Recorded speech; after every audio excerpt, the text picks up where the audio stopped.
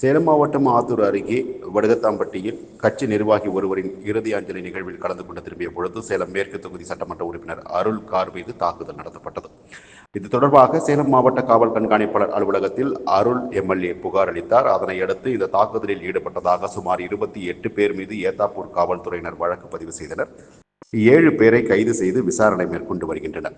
இந்த நிலையில் அன்புமணி ஆதரவாளர்கள் மீதும் நேற்று கொலைவெறி தாக்குதல் நடத்தப்பட்டதில் ஒருவருக்கு பலத்த காயம் ஏற்பட்டு மருத்துவமனையில் சிகிச்சையில் உள்ளார். இதுகுறித்து புகார் அளித்தும் காவல்துறையினர் இதுவரையிலும் எந்தவித நடவடிக்கையும் எடுக்கவில்லை என்று அன்புமணி தரப்பினர் புகார் தெரிவித்தனர். தொடர்ந்து சேலம் மாவட்ட காவல் கண்காணிப்பாளர் அலுவலகத்தில் மேட்டூர் சட்டமன்ற உறுப்பினர் சதாசிவம் தலைமையில் திரண்ட அன்புமணி ஆதரவாளர்கள் திடீரென கண்காணிப்பாளர் அலுவலகத்தின் நுழைவு பாதையை மறித்து படிக்கட்டில் அமர்ந்து முற்றுகையிட்டு தர்ணா போராட்டத்தில் ஈடுபட்டனர்.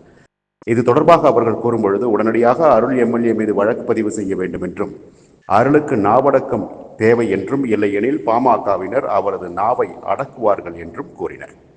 அவர் திமுக கிட்ட வாங்கி தின்வதற்கோ எதனா பொறுக்கி தின்வதற்கோ விருப்பப்பட்டு இப்படி செய்யறதா சொல்லலாம்.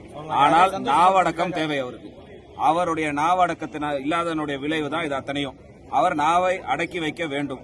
இல்லை என்று சொன்னால் பாட்டாளி மக்கள் கட்சி அந்த நாவை அடக்கும். மேலும் பாமக மாநில நிர்வாகி அறிவுச்செல்வன் மரணம் குறித்த உண்மையை அருள் எம்எல்ஏ கூற வேண்டும் என்றும், அவரது இறப்பை வைத்து அருள் பணம் சம்பாதித்ததாகவும் குற்றம் சாட்டினர்.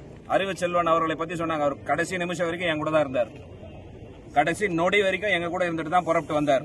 எங்களுக்கும் தெரியும். அது சொல்லுங்க, பேசுங்க. அவருடைய இறப்பை வைத்து எப்படியெல்லாம் நீங்க சம்பாரிச்சீங்கன்றது எங்களுக்கு தெரியும்.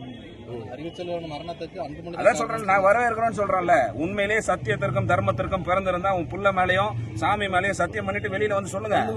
யார் வேணாலும் சொல்றா சொல்லு. வெளியில வந்து எதா தெரியணும்ல, வெளியில அத்தனை பேருக்கு தெரியல. அந்த இறப்பை வைத்து நீங்க எப்படி சம்பாரிச்சீங்கன்றதுக்கான ஆதாரம் எங்களுக்கு இருக்கு.